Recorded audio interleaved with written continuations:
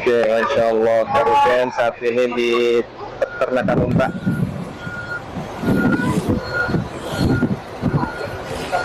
Yang ada di Taif.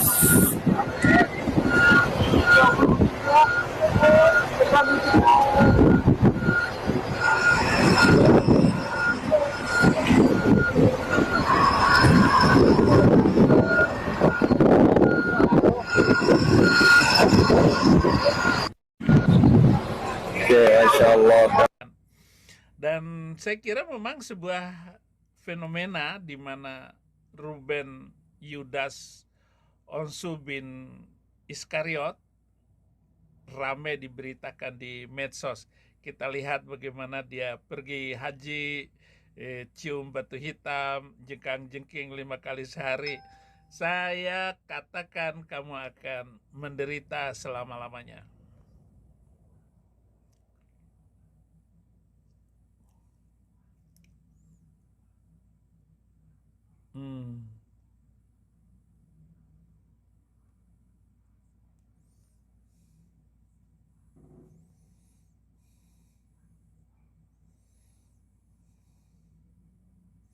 Ya, sangat menarik sekali dan semakin nyata bahwa akhir zaman ditandai dengan murtadnya para orang Kristen dan mengikut kepada Babel. Yosua 22 ayat 31, kemudian berkatalah Imam Pinehas bin Eliezer kepada Bani Ruben, Bani Gad, Bani Manasye, sekarang tahulah kami bahwa Tuhan ada di tengah-tengah kita. Sebab tidaklah kamu berubah setia kepada Tuhan. Dengan demikian kamu telah melepaskan orang Israel dari hukuman Tuhan. Matius 24 ayat 9-14. Pada waktu itu kamu akan diserahkan supaya disiksa dan kamu akan dibunuh dan akan dibenci semua bangsa oleh karena namaku. Dan banyak orang akan murtad dan mereka akan saling menyerahkan dan saling membenci. Banyak nabi palsu akan muncul dan menyesatkan banyak orang. Dan karena makin bertambahnya kedurhakaan, maka kasih kebanyakan orang akan menjadi dingin. Tetapi orang yang bertahan sampai pada kesudahannya akan selamat. Dan Injil kerajaan ini akan diberitakan ke seluruh dunia menjadi kesaksian bagi semua bangsa. Sesudah itu barulah tiba kesudahannya. Mazmur 78 ayat 57 dan seterusnya. Mereka murtad dan berkhianat seperti nenek moyang mereka, berubah seperti busur yang memperdaya. Mereka menyakiti hatinya, Tuhan, dengan bukti-bukti pengorbanan mereka, bukit-bukit pengorbanan mereka, membuat dia cemburu dengan patung-patung mereka. Ketika Allah mendengarnya, ia menjadi gemas, ia menolak Israel sama sekali. Ia membuang kediamannya di Silo, kemah yang didiaminya di antara manusia. Ia membiarkannya, kekuatannya tertawan, membiarkan kehormatannya jatuh ke tangan lawan. Ia membiarkan umatnya dimakan pedang dan gemaslah ia atas miliknya sendiri. Anak-anak teruna mereka dimakan api dan anak-anak darah mereka tidak lagi dipuja dengan nyanyian perkawinan. Jadi setiap orang yang mau masuk agama itu pikir dulu, dengarkan dulu video-video nasihat saya, terutama saudara-saudara yang mau mu'alaf itu. Mazmur 1 ayat 3-6, tiada kutaruh di depan mataku perkara dursila, perkara murtad aku benci, itu tak akan melekat padaku. Hati yang bengkok akan menjauh daripadaku. Kejahatan aku tidak mau. Orang yang sembunyi-sembunyi mengumpat temannya, dia akan kubinasakan. Orang yang sombong dan tinggi hati, aku tidak suka. Mataku tertuju kepada orang-orang yang setiawan di negeri, supaya mereka diam bersama-sama dengan aku. Orang yang hidup dengan cara yang tak bercela akan melayani aku. Amsal 14 ayat 14, orang yang murtad hatinya menjadi kenyang dengan jalannya, dan orang yang baik dengan apa yang ada padanya. Orang yang tak berpengalaman percaya kepada setiap perkataan, tetapi orang yang bijak memperhatikan langkahnya. Orang bijak berhati-hati dan menjauhi kejahatan, tetapi orang bebal melampiaskan nafsunya, dan mereka aman merasa. Siapa lekas naik darah berlaku bodoh, tetapi orang yang bijaksana bersabar.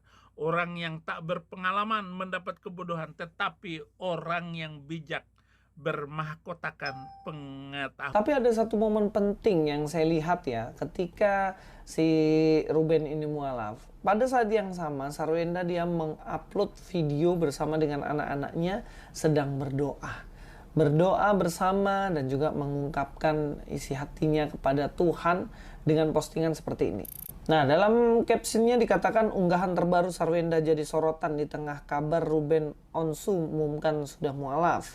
Setiap malam selalu senang berdoa bersama, mengungkapkan perasaan dan keinginan masing-masing. Ya, postingan singgung soal kebahagiaan dan doa bareng anak-anak, tertawa, menangis, dan bermain bersama. Semua didasari oleh rasa cinta dan sayang. Ya luar biasa ya, kalau dia masih mempertahankan ini. Memang ada beberapa isu dan kabar yang menyampaikan bahwa mualafnya Ruben inilah yang menjadi pemicu perceraian di antara mereka. Jadi karena Ruben ini mengajak Sarwenda sekeluarga untuk masuk Islam, tapi mereka tidak mau, kemudian Ruben dan Summa mengajak bercerai. Tapi nggak tahu ya berita ini benar atau tidak. Dan semua ini saya rasa semua hanya spekulasi. Tapi inilah pentingnya dalam keluarga itu untuk mengajarkan iman kepada anak-anak. Iman Kristen kepada anak-anak penting diajarkan. Kenapa? Karena kalau seseorang itu tidak memiliki iman yang kuat, maka akan mudah sekali tergoncangkan. Kenapa? Karena tidak memiliki kesetiaan. Bagaimana seseorang itu bisa setia kalau dia tidak mengenal? Dalam bahasa Ibrani, kata mengenal itu yada. Yada itu mengenal, benar-benar mengenal. Kayak hubungan suami istri gitu. Suami sama istri dia kenal sekali istrinya, istri kenal sekali suaminya. Tapi dalam hubungan rumah tangga kalau nggak sampai di titik yada, dia akan mudah sekali untuk bercerai. Dia tidak saling mengenal sebenarnya. Makanya pengenalan itu butuh yang namanya komunikasi. Sehingga seorang Kristen yang sehat, yang bertumbuh adalah ketika dia yada, dia mengenal. Yang artinya dia harus berkomunikasi terus-menerus dengan Tuhan. Iya. Nah teman-teman, itulah dia video yang baru saja kita saksikan bersama, di mana seorang influencer yang terkenal, seorang artis yang dulunya ia seorang Kristen yang percaya kepada Yesus Kristus, kini dia mualaf dan meninggalkan Yesus Kristus. Nah teman-teman, meninggalkan Yesus Kristus adalah sama dengan meninggalkan keselamatan yang di dalam Yesus Kristus. Sebab Yesus berkata di dalam Yohanes 14 ayat 6 sampai 7, kata Yesus kepadanya, Akulah jalan kebenaran dan hidup, tidak ada seorang pun yang sampai kepada Bapa kalau tidak melalui aku. Ayat ke-7, sekiranya kamu mengenal aku, pasti kamu juga mengenal Bapakku. Sekarang ini kamu mengenal dia dan kamu telah melihat dia. Nah teman-teman, di sini kata Yesus kepada orang-orang yang mengasihi dia, yang mengikuti dia, bahwa dia adalah jalan kebenaran. Tidak ada seorang pun yang mengatakan bahwa akulah jalan kebenaran, tidak ada. Nabi, Rasul, dan Imam tidak pernah berani mengatakan itu, bahwa akulah jalan kebenaran. Hanya Yesus Kristus yang berani berkata bahwa aku jalan dan kebenaran dan hidup. Tidak ada seorang pun yang datang kepada Bapa kalau tidak melalui aku. Teman-teman, turunkan literatur apapun, semua artikel-artikel, tidak ada seorang pun nabi, rasul, imam, dan lain sebagainya. Hanya Yesus Kristus yang mengatakan bahwa akulah jalan kebenaran dan hidup. Tidak ada seorang pun yang sampai kepada Bapa kalau tidak melalui aku. Nah, sekiranya kita mengenal Yesus Kristus, pasti kita mengenal Sang Bapa itu. Kalau kita mengenal Yesus Kristus, sama dengan kita mengenal Sang Bapa yang mengutus Dia ke dunia untuk menyelamatkan kita semua orang-orang berdosa. Itulah sebabnya di dalam Kisah Para Rasul pasal 4 ayat 12 di sana dikatakan, dan keselamatan tidak ada di dalam siapapun juga selain di dalam Dia, sebab di bawah kolong langit ini tidak ada nama lain yang diberikan kepada manusia yang olehnya kita dapat diselamatkan. Yang kemudian bahwa keselamatan tidak ada di dalam siapapun selain di dalam Dia. Dia di sini adalah Yesus Kristus. Selain di dalam Yesus Kristus tidak ada di keselamatan di kolong langit ini, tidak ada. Hanya di dalam dan melalui Yesus Kristus adanya keselamatan, adanya kehidupan yang kekal. Itulah sebabnya Ia berkata bahwa akulah jalan kebenaran dan hidup. Jadi kalau ada orang yang meninggalkan Yesus Kristus, tadi saya sudah berkata bahwa ia sedang dan telah meninggalkan keselamatan itu di dalam hidupnya. Sebab tidak ada siapapun di bawah kolong langit ini, nabi, para rasul, tidak bisa menyelamatkan saudara dan saya. Yang menyelamatkan saudara dan saya hanya Yesus Kristus, Sang Penebus itu.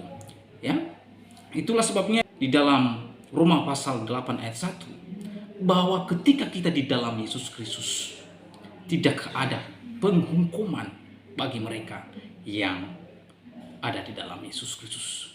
Ya, Roma 8 ayat 1. Demikianlah sekarang tidak ada penghukuman bagi mereka yang ada di dalam Yesus Kristus. Sayang sekali bagi seorang influencer ini meninggalkan Yesus Kristus, di mana Yesus sudah menjanjikan bahwa tidak ada penghukuman bagi saudara dan saya yang berada di dalam Yesus Kristus. Tidak ada.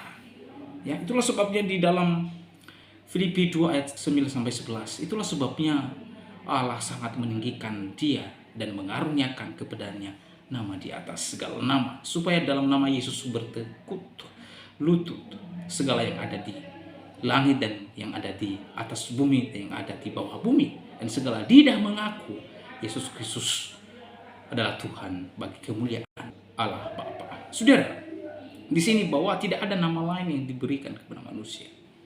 Ya, di sini mengatakan bahwa Allah meninggikan Dia dan mengaruniakan kepadanya nama di atas segala nama. Saudara, nama Yesus adalah nama di atas segala nama. Satu peristiwa di mana iblis merasuki salah seorang pemuda. Ketika ia bertemu dengan Yesus, apa kata iblis itu? Ketakutan, saudara, gemetar. Apapun nama di atas bumi ini, di alam semesta ini, nama Yesus, nama yang berkuasa, nama yang dimuliakan, nama yang ditinggikan oleh Sang Bapa.